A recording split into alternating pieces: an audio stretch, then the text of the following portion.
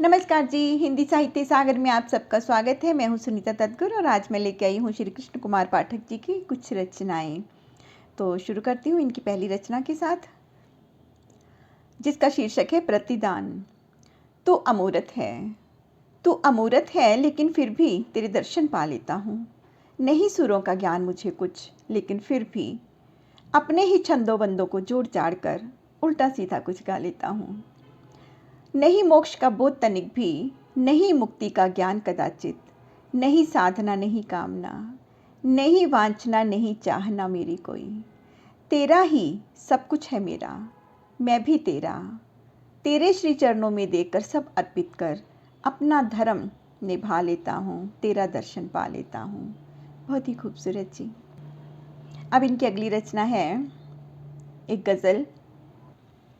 मैं नाशाद और नकारा हो गया हूँ, इधर इस उम्र में आवारा हो गया हूँ।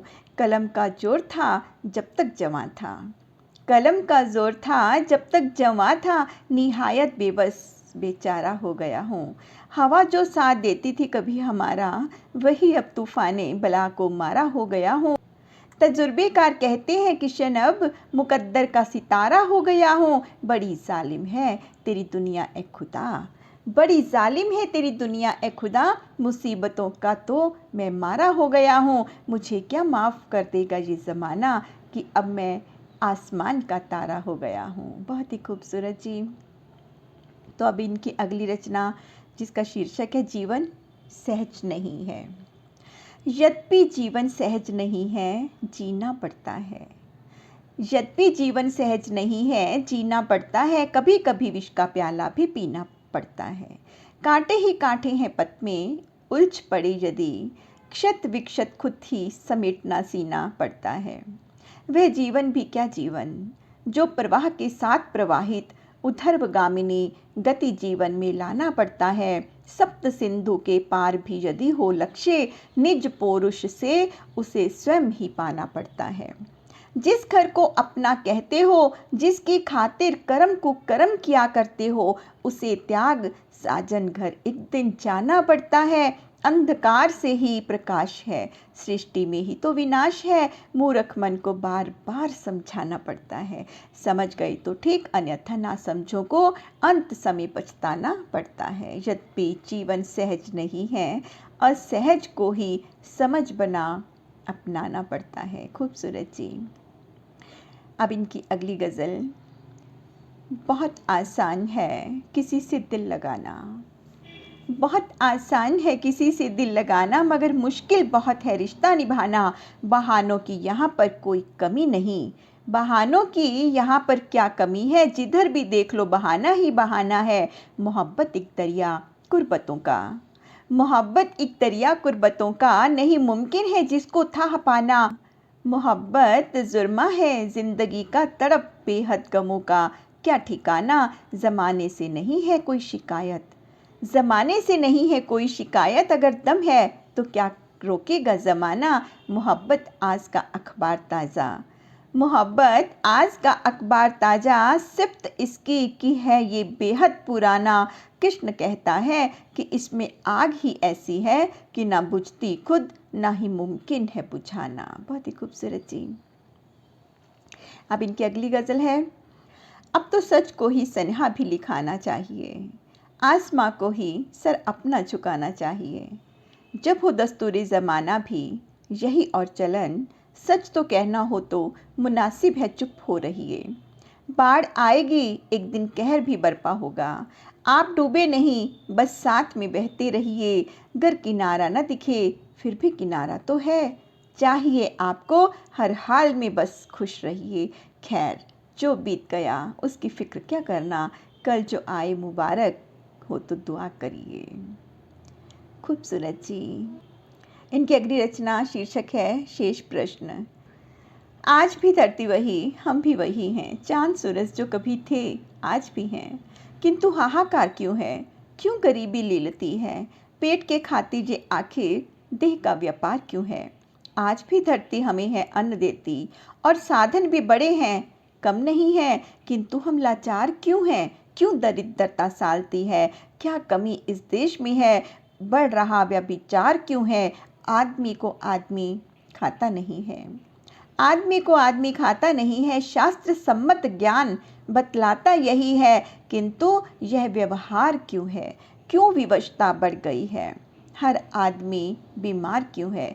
प्रश्न लगते हैं कठिन, उत्तर सरल है। जानता है आदमी पीता गर्ल है, फिर भला निरुपाय क्यों है? क्यों मुसीबत झेलता है, जिंदगी से खेलता है और करता हाय क्यों है? आज आबादी हिमालय चढ़ गई है, अन्न कम, लोगों की संख्या बढ़ गई है, किंतु हम औंधे खड़े हैं, जिद पर अपनी अड़े हैं। कोसते हम भाग्य को क्यों, चढ़ रहे बाजार क्यों हैं? आदमी का भाग्य कुछ होता नहीं है, काटता वह फसल जो बोता वही है। फिर भला अनजान क्यों है? भूख की इन भट्टियों में खुद सुलगता और अपनी झोंकता संतान क्यों है? आज मानवता पुनः दोहरा रही है, कान खोलो वह तुम्हें गोहरा रही है। श्याम बादल आज फिर से आसमां में आ घिरे हैं, वर्जना की गर्जना में चंद ओले भी गिरे हैं। चेत जाने की घड़ी अब आ गई है, श्वेत नभ में कालिमा फिर छा गई है। शेष क्यों है? प्रश्न खुद सोचो विचारो, जो भी उचित हो वह करो, आचरण सुधारो। खूबसूरत जी। जब तक इन हवाओं को इशारा न मिलेगा, कश्ती को कहीं कोई किनारा न मिलेगा।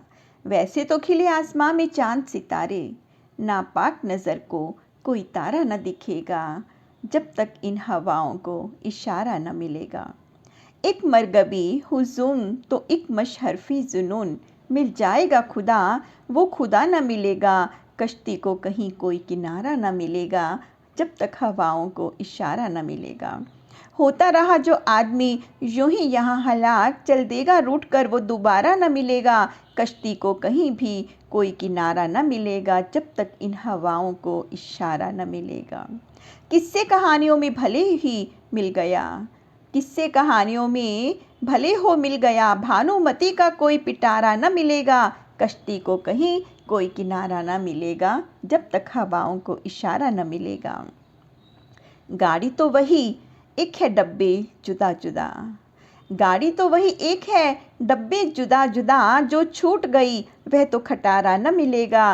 कश्ती को कहीं कोई किनारा न मिलेगा, जब तक हवाओं को इशारा न मिलेगा। दिल से मिलेगा आदमी जो आदमी कृष्ण, दिल से मिलेगा आदमी जो आदमी कृष्ण। जन्नत में भी कोई वैसा नज़ारा न मिलेगा, जब तक इन हवाओं को इशारा न मिलेगा। कश्ती को कहीं कोई किनारा न मिलेगा। बहुत ही खूबसूरत जी। तो इनकी अगली गज़ल है, मेरे मज़ार को भी झुक झुक के सलाम करते हैं, मेरे मज़ार को भी झुक झुक के सलाम करते हैं। सलामती के कई एहतिमाम करते हैं, तमाम रात चिरागों के अंधेरों में कटी, वो आफताब को रोशन तमाम करते हैं। कहीं मिली न मौत भी तो ज़िंदगी मांगी, अजीब लोग हैं जीना हराम करते हैं। ज़िबे शुदा जो मुर्ग बांग तक नहीं देता, शौक के लिए वे उसे कत्लेआम करते हैं। तमाशबीन बन के रह गया तमाशाई, तमाशबीन बन के रह गया तमाशाई। यहाँ शरीफ ज़मूरे का काम करते हैं, कफन बगैर दफन हो रही यहाँ लाशें। कृष्ण जो आम है किस्सा बयां करते हैं। खूबसूरत जी। तो इनकी अगली गज़ल है, ना कहीं किसी की खोज है, ना कहीं किसी की है खबर। गुले खाक के किस फिक्र में यूं है भटकता दरबदर। जिस गांव में तेरा था मकाम, वो गांव शहर से जा मिला। ना कहीं तुम्हारा गांव, अब ना कोई तुम्हारा है शहर।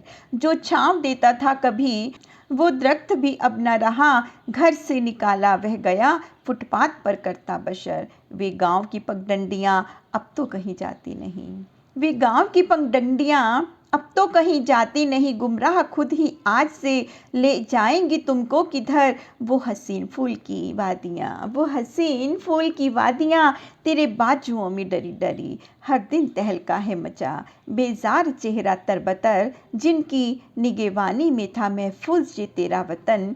अब भी निगाहें सुर्ख हैं, आंखें उगलती है शरर।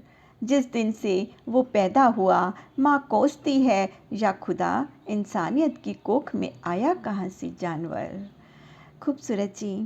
तो इनकी अगली गज़ल है, कफ्स के ए परिंदों उड़ो चलो आज़ाद हो जाओ, गुजरते कारवां के साज की आवाज़ हो जाओ, खुले रोज़न से छन छन के सुनहरी धूप जो आए, नहा लो धूप में इतना कि तुम फौलाद हो जाओ, नहीं कमज़ोर को देती ये दुनिया कोई भी रास्ता, किसी कुहसार के सीने पे चढ़ के पार हो जाओ, विरासत मिला जो घर वो घर क्या खाक है तेरा, किसी बेघर को दे दो और खुद बंजार हो जाओ, कृष्ण तुमको अगर हर हाल में खुशहाल रहना है, तुम्हें हक है क्षमा अपनी जला लो खार हो जाओ। बहुत ही खूबसूरत जी। तो इनकी अगली रचना, तेरे ज़्वाहिरे कुंदन बदन को क्या देखें, तेरे ज़्वाहिरे कुंदन बदन को क्या देखें, किसी की याद में आँखों में छा गया सावन, तुम्हारे रंग से फूलों में रंग आता है, तुम्हारे रंग से फूलों में रंग आता है, तुम्हें ही देख चांद फलक में जगमगाता है, तुम्हारे नूर से रातों में चांदनी होगी है मगर, तुम्हारे नूर से रातों में चांदनी होती है मगर, तुम्हारी सुरमई आँखों में हम प्यार क्या देखें, किसी की याद में आँखों में छा गया सावन, कभी वे दिन थे जो बागों में फूल खिलते थे, किसी गरीब को रंगीन ख्वाब मिलते थे, मगर ना मिल सकी ख्वाबों की वो बेरहम मलका, तुम्हारी हसरतों में हम गुबार क्या देखें, किसी के हश्र में गुमराह हो गया मौसम, तुम्हारी रोशनी में जगमगा रही है दुनिया, तुम्हारी शोखियों में ये नहा रही दुनिया, तुम्हारे जाम पी पी कर डगमगा रही दुनिया, खड़ी ये सामने मेरे दीवार क्या देखें, किसी दीवार से लटकती तस्वीर हैं हम, तुम्हारी रहनुमा पलकों की बंद डोली में, तुम्हारी कूकती कोयल सी मीठी बोली में, हमारी ज़िंदगी के ख्वाब पल रहे हैं मगर, खुद अपने ही जिस्म से हम अपना मज़ार क्या देखें, किसी के मज़ार पर खिले फूल बन गए हम तो सनम। खूबसूरत जी। तो इनकी अगली गज़ल, दिल ही दिल में जो अगर बात रहे तो अच्छा, दिल ही दिल में अगर जो बात रहे तो अच्छा, गर ख्यालों में ख्यालात रहे तो अच्छा, कोई बादल जो उमड़ आए तेरी आँखों में, जब्त पलकों में ही बरसात रहे तो अच्छा, कोई कांटा जो चुभा जाए तेरे दिल को गुलाब, मुस्कुराते रहने के हालात रहे तो अच्छा, कौन जाने कहाँ मिल जाए तेरे दिल को सुकून, कौन जाने कहाँ मिल जाए तेरे दिल को सुकून, कोई जज्बात रहे तो अच्छा, ज़िंदगी ख्वाब हो खुशबू हो कोई हो नगमा, हर ठिकाने पे मुलाकात रहे तो अच्छा, यूँ भी आसान नहीं मंजिल का सफ़र तय करना, यूँ भी आसान नहीं मंजिल का सफ़र तय करना, कोई हाथों में तेरे हाथ रहे तो अच्छा, कोई साथी कोई हमदम जो रहे या न रहे, कोई साथी कोई हमदम रहे या न रहे, अपना साया ही अगर साथ रहे तो अच्छा। बहुत ही खूबसूरत जी। तो इनकी अगली गज़ल, आशिकी में मगर एक काम ये करना होगा, तंग कूचे से हवा बन के गुज़रना होगा, मुख्तलिफ है किन्हीं आँखों में यूँ उतर आना, खाह दिलदार के दिल में भी उतरना होगा, तंग कूचे से हवा बन के गुज़रना होगा, सारी दौलत भी बनाएगी नहीं ताजमहल, सारी दौलत भी बनाएगी नहीं ताजमहल, ताज बनने के लिए कुछ और भी करना होगा, तंग कूचे से हवा बन के गुज़रना होगा, गैर मुमकिन नहीं जो चाँद उतार लाओगे, गैर मुमकिन नहीं जो चाँद उतार लाओगे, चांदनी को भी मगर साथ उतरना होगा, तंग कूचे से हवा बन के गुज़रना होगा, अपने शीशे तो दिखाएंगे मुनफरद चेहरा, गैर आँखों के आईने में भी उतरना होगा, तंग कूचे से हवा बन के गुज़रना होगा, चंद लम्हों में नहीं रात गुज़र जाए यह, चाहिए वक्त को रफ्तार बदलना होगा, तंग कूचे से हवा बन के गुज़रना होगा, फ़लसफ़ा है महज़ हर बात ए दस्तूरे गज़ल, फ़लसफ़ा है महज़ हर बात ए दस्तूरे गज़ल, हर मुसाफिर को किसी ठोर ठहरना होगा, आशिकी में मगर एक काम ये करना होगा, तंग कूचे से हवा बन के गुज़रना होगा। बहुत ही खूबसूरत जी। इनकी अगली गद्य काव्य है। हे स्त्रियों पुरुषों, यदि तुमने एक साथ एक होकर पति पत्नी के रूप में रहना स्वीकार कर लिया है तो अपने अपने अधिकार और कर्तव्यों को जान लो। पहली बात तो ये मान लो कि दोनों के कार्य अलग अलग विधाता ने ही बांट दिए हैं। तुम दोनों ने ही अपनी अपनी सुविधा अनुसार कार्य क्षेत्र का बंटवारा किया है। आमतौर पर स्त्रियों ने गृह कार्य तथा चूल्हा चौका, झाड़ू पोछा, बासन बर्तन आदि का काम अपने जिम्मे रखा है। पुरुषों ने कृषि कार्य, नौकरी पेशा आदि अर्थार्जन का बीड़ा अपने सर रखा है। ये सब तो है, लेकिन दोनों के बीच कोई लक्ष्मण रेखा नहीं है। मैंने तो ये अनुभव किया है कि हर व्यक्ति, पुरुष या नारी कोई भी हो, प्राकृतिक रूप से ही या स्वभावगत ही जिम्मेवारियों से मुक्त रहना चाहता है, किंतु आवश्यकता उसे बाध्य कर देती है और किए बिना जब काम नहीं चलने वाला हो तो कोई और कर भी क्या सकता है। इच्छाओं को मार कर भी मेहनत तो करनी ही पड़ती है। मैंने ये भी अनुभव किया है कि पूर्वोत्तर प्रदेशों के पुरुष कोई काम नहीं करते। वे किसी पेड़ के नीचे खड़े बैठ कैरम खेलते दिन गुजार देते हैं और दारू पीकर घर और बाहर के सारे काम आमतौर पर उनकी स्त्रियां ही करती हैं और लड़कों का काम मौज मस्ती करना रह जाता है। इसीलिए पति और पत्नी के बीच काम का बंटवारा संतुलित हो, जो दोनों की सुविधाओं असुविधाओं को ध्यान में रखकर किया गया हो। ऐसा मान लेना गलत होगा कि यदि कोई पत्नी है तो हर हाल में उसे ही किचन का काम करना होगा। यदि पत्नी नौकरी करती है, पति घर में बैठा है, तो चूल्हे चौके का काम पति को ही करना उचित होगा। किंतु यदि दोनों ही नौकरी पेशे वाले हैं तो हर काम आपस में बांट कर करना उचित होगा। हम जो एकाधिकार जमा कर बैठ जाते हैं कि हम पुरुष हैं, स्त्रियों का काम है, ये हम नहीं करेंगे, सरासर गलत है। हे स्त्रियों, पति यदि कायर है तो उसे रण क्षेत्र में भेजो, कोड़िया है तो उसे कोड़े मारकर कहो जाओ कमाओ। तुम अपने अधिकारों से वंचित मत रहो स्त्रियों। पुरुषों ने अपने पुरुषार्थ के नाम पर बहुत अन्याय किया है तुम पर। अपनी मानसिक गुलामी को दूर करो हे स्त्रियों। पति परमेश्वर का पाठ रटाकर तुम्हें तोता बनाकर पिंजरे में बंद कर लिया है निज स्वार्थ हित में, यह जान लो हे स्त्रियों। किंतु इस लड़ाई को नफरत और बदले की भाव से कभी मत लड़ना, क्योंकि इसे खुद के लिए खुद से ही लड़ना है। सुंदर है जी। तो इनकी अगली रचना जो है एक लघु कथा है। वह हॉस्पिटल बेड पर लेटी कराह रही थी। उसका पति दूर एक कोने में बैठा ऊँघ रहा था। मैंने उसे जगाया। भाई साहब, वो बड़े कष्ट में है। उसने आंखें खोलकर मेरी ओर ताका, बोला, हाँ, उन्हें कैंसर है, और फिर खर्राटे भरने लगा। मेरी आंखों में नींद नहीं थी, खासकर ऐसे मौक़ों पर नींद आती भी नहीं। मैंने उसकी ओर नज़र उठाकर ताका। वे मेरी ही तरफ ताक रही थी। मैंने उसकी गहरी आंखों में झांक कर देखा। कोई झील थी वहाँ। मैं खुद को नहीं रोक सका, उसकी ओर अनायास ही खींचता चला गया। बहुत कष्ट है ना आपको? मैं उसके निकट जाकर बोला। बहुत। वह मेरी आंखों में ताक कर बोली। मेरी आंखें सजल थी। मैं ज़रा झेंप सा गया। कहाँ? मैंने अपने आंसू छुपाने के लिए पूछ लिया।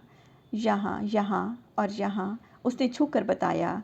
मैंने भी उन स्थलों का स्पर्श किया और दर्द महसूस किया। मैं आपके लिए कुछ कर सकता हूँ? मैंने उससे पूछा। हाँ, मुझे एक गिलास पानी पिला सकते हैं प्लीज़? हाँ हाँ, क्यों नहीं। मैं सुराही में से पानी ढालने चला। तब वह बोली, रहने दीजिए, मुझे प्यास नहीं है। प्यास नहीं है? हाँ, कोई वैसी प्यास नहीं है। अब दर्द कैसा है? मैं बोला, दर्द? वह एक दुखद हंसी हंसकर बोली, आदमी के दिए दर्द से भी बड़ा और कोई दर्द होता है क्या? नहीं, लेकिन आपकी बीमारी कोई मामूली बीमारी नहीं है। जानती हूँ मैं, एक दिन ये मुझे ख़त्म कर देगी। आखिर लोग मुझे मरने क्यों नहीं देते? वह हिचक हिचक कर रो पड़ी। मैं डर गया, कहीं वे आदमी जाग न जाए। उस दिन तो मैं प्रयोजनवश अपने एक रिश्तेदार को देखने हॉस्पिटल गया था, जो उसी वार्ड में भर्ती था। लेकिन आज निष्प्रयोजन ही वहाँ पहुँचकर भटक रहा था। एक लड़की जो वहाँ बहुत दिनों से भर्ती थी, मुझे देखती ही पहचान गई। उसी ने बताया कि वह तो उसी दिन मेरे लौटते ही मर गई थी। मैं किसी गहरे अवसाद में डूब गया था। काश मैं उसे बचा पाता, चाहे इसके लिए मुझे कुछ भी करना पड़ता। मैं सुखद सपनों में खोने सा लगा था, जैसे उसे लेकर बेहतर इलाज के लिए कहीं बाहर जा रहा हूँ। वह बहुत खुश नज़र आ रही है। उसका हंसता मुस्कुराता चेहरा मुझे बहुत सुकून दे रहा है। तभी मोबाइल पर रिंग हुआ और मेरा सपना टूट गया। मैं भारी कदमों से वापस लौट आया था और लौटते ही सोफे पे धम से बैठ गया, जैसे कोसों पैदल यात्रा की हो। तो ये थी इनकी लघु कथा। और कुछ रचनाएं कैसी लगी आपको कमेंट बॉक्स में अवश्य बताइएगा। तो धन्यवाद जी।